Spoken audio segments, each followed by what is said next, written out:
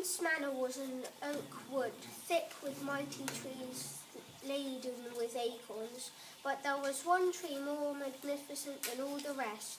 The old oak towered over the other trees and bore its fruit on vast, gnarled branches. Deep in its heart, the old oak had held the secrets of the wood and all who lived there. Tom was a swineherd who lived in the wood, but he too stood apart, for unlike the other men who tended pigs, Tom never had cause to strike the branches of the old oak, for the tree seemed to sense his arrival and tumbled its acorns gladly to the floor as his pigs snuffled through the clearing. As they fed, Tom would rest his heavy limbs upon the warm roots of the old oak, and the old oak would cradle Tom's lonely heart to sleep whilst his golden hair shone like a halo in the weak autumn sun.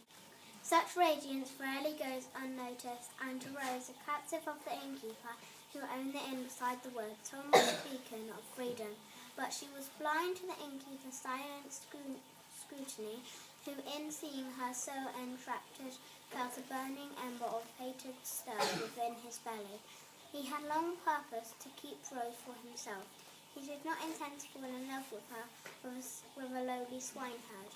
As that year passed and the old oak's last leaf fell crisply to the stone-cold earth, Tom continued to make his daily pilgrimage to the old oak, and although he convinced himself that he did so because of his pigs, the acorns had long been eaten.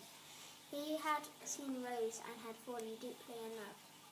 Rose herself was fearful of the innkeeper's quick temper, and she was careful not to linger at the windows of the inn, but she tended to each single pane of glass every late afternoon until she satisfied herself that Tom was outside. But one winter's day, however often she looked, Tom was not outside. Small mounts of snow flurried above the wood, and the old oak seemed to stoop lower than the day before.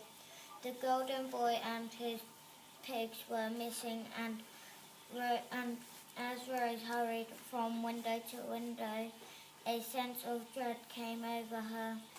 Smoke from the fire billowed back into the inn as a horrifying squealing tore through the smoke. She walked through the grey cloud and found herself at the door to the scarily, tightly grasping the handle. 3 more screams slashed through her before she had courage enough to throw back the door and step through.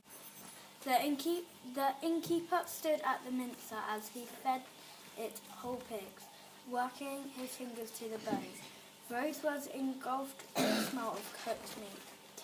She was reeled, her eyes took in the steaming cauldron. The innkeeper's clever sunk deep into the table, his blood-stained arms, and him stirring the pot with an oak club. She stood statue still as he towered over her. "Do you see the swineherd now?" he breathed into her ear, clasping a handful of hair at the nape of her neck. He reckoned her head around to see a rusty cage filled with pigs, and there, amongst them, her beloved Tom. I do, she said. "Do you see her now?" he hissed at the cage, and Tom said, "I do. Will you stop me?" he said. "Speak now or forever hold your peace." And there was silence. He put her to work at the mincer, but she struggled with meat and machines for so long that he lost his patience. "Now you watch me," he growled as he pushed her aside and crankled the mince's handle. He turned the handle slowly at first, but he got faster and faster until in his frenzy he slipped just a little on the sodden floor, and Rose seemed her chance.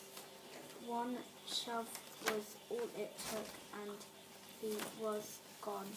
The mincer swallowed him down, and the inn needed a new innkeeper.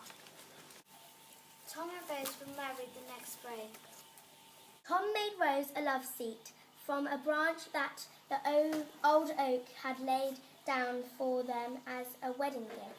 They carved their initials into the seat, which you can find if you look hard enough, and they watched many happy summers go by beneath the old oak, alongside their children and the very many pigs that they raised there.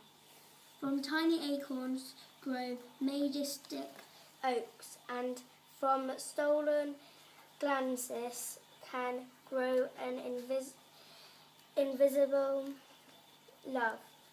And so it was with Tom and Rose.